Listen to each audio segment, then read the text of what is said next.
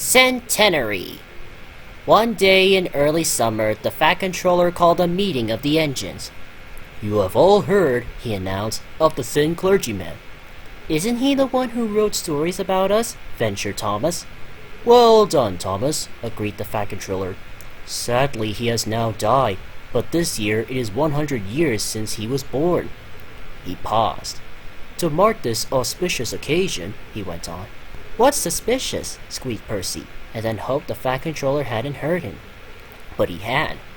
"Auspicious, Percy. It means important," explained the Fat Controller. "To mark this, important occasion, I have arranged for a bust of the Thin Clergyman to be unveiled here in a few weeks. Your duties will be adjusted so that you can all attend. There will be a very special visitor there to unveil the bust." Some time later, the Fat Controller spoke to James. "I have an important job for you," he said. "The crate with the Thin Clergyman statue has arrived at the other railway. I want you to fetch it, please." James puffed off proudly. He felt even prouder when he began the journey back to the big station with the crate safely on a truck. But just as James had passed through Henry's tunnel, there was a rumble and an enormous crash. James's driver looked back in alarm. Part of the tunnel had collapsed behind them. The railway to the outside world was completely cut off. James stopped at the next signal box and his driver told the signalman what had happened.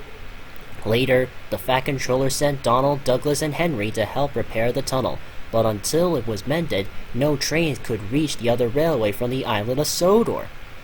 "And no engines can get onto the island either," pointed out Gordon. "Pip and Emma are stuck on the other side of the tunnel, and they are supposed to bring the important visitors." On Thomas's branch line, the engines were worried too. "We've all got jobs to do on the day," said Thomas, "but what if no one can get here?"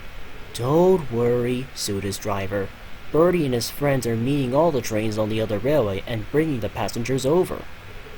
The Fat Controller gave orders to carry on as usual, but Gordon's trains to the other railway had to stop at the work station. Bertie brought him passengers, but Gordon complained that it wasn't the same. Meanwhile, Percy had a smaller problem. "Why is everyone bothered about something that's broken?" he asked Toby one day. Toby was puzzled. "Broken?" he asked. "What do you mean, broken?" "Well," explained Percy, "the Fat Controller said it was bust." "What's bust?" "The Thin Clergyman. Poor man," said Percy sadly. Thomas, listening nearby, laughed. "The Thin Clergyman isn't broken," he chuckled. "A bust is a sort of statue, just the head and shoulders of the person." Percy cheered up at once. "Oh," he said, "that's all right then." "I just hope that everybody can get to see it," put in Toby. A few days later, the Fat Controller announced that the tunnel had been mended. The inspectors worked through the night on their safety checks, and the first train allowed through was Pip and Emma. At the big station, the bust of the Thin Clergyman beneath a silk cover was ready. The engines waited anxiously. At last, Pip and Emma arrived, and the first person off the train was a prince. The Fat Controller greeted him, and after a short speech, the prince pulled a cord. The silk cover fell to the ground, revealing a perfect likeness of the Thin Clergyman. "My parents," said the prince, "read stories about your railway to me as a child.